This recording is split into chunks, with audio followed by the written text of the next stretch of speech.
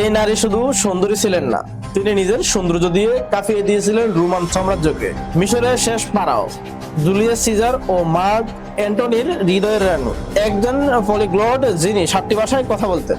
সৌন্দর্য নয় বরং প্রখর বুদ্ধিমত্তা দিয়ে তিনি পুরো রোমান সাম্রাজ্যকে নিজের হাতের মুঠোয় করে নিয়েছিলেন।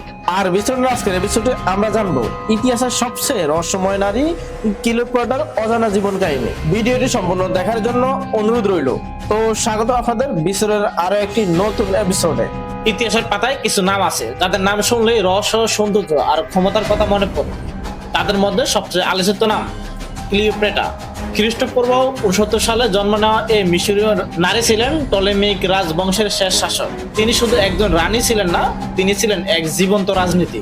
ক্লিওপেট্রা জানতেন ক্ষমতা টিকিয়ে রাখতে শুধু অস্ত্র নয়, প্রয়োজন বুদ্ধি ও কৌশল। তিনি 7টি ভাষায় পারদর্শী ছিলেন এবং নিজের দেশের মানুষের ভাষায় কথা বলতেন, যা এই যুগে অবিশ্বাস্য ছিল। রোমের দুই শক্তিশালী নেতা জুলিয়াস সিজার ও পরে মার্ক অ্যান্টনি তার প্রেমে পড়েছিলেন, কিন্তু প্রকৃতপক্ষে তারা পড়েছিলেন তার বুদ্ধিমত্তা ও রাজনৈতিক ক্ষমতার জাল। তার রূপ ছিল কিংবদন্তির মতো, কিন্তু তার আসল শক্তি ছিল তার চিন্তা শক্তি। শেষ পর্যন্ত রোমান ষড়যন্ত্রের শিকার হয়ে তিনি পরাজিত হন।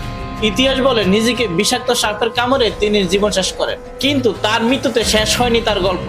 আজও ক্লিওপেট্রা মানে সৌন্দর্য, রহস্য ও ক্ষমতার এক। ক্লিওপেট্রা যদি আজ বেঁচে থাকতেন তাহলে তিনি হতেন পৃথিবীর সবচেয়ে আলোচিত নারী। ক্লিওপেট্রার জীবন শুধু একটি প্রেম কাহিনী নয়, এটি একটি কৌশল, বুদ্ধিমত্তা ও ক্ষমতার লড়াইয়ের ইতিহাস। যদি আপনি এই ভিডিওটি উপভোগ করে থাকেন তাহলে বিচরণ চ্যানেলে সাবস্ক্রাইব করতে ভুলবেন না। কমেন্টে জানান ইতিহাসের কোন রহস্য চরিত্র নিয়ে পরবর্তী ভিডিও দেখতে চান। আর হ্যাঁ, এই ভিডিওটি শেয়ার করুন যাতে আরো বেশি মানুষ ইতিহাসের এই মজার বিষয়গুলো জানতে পারে।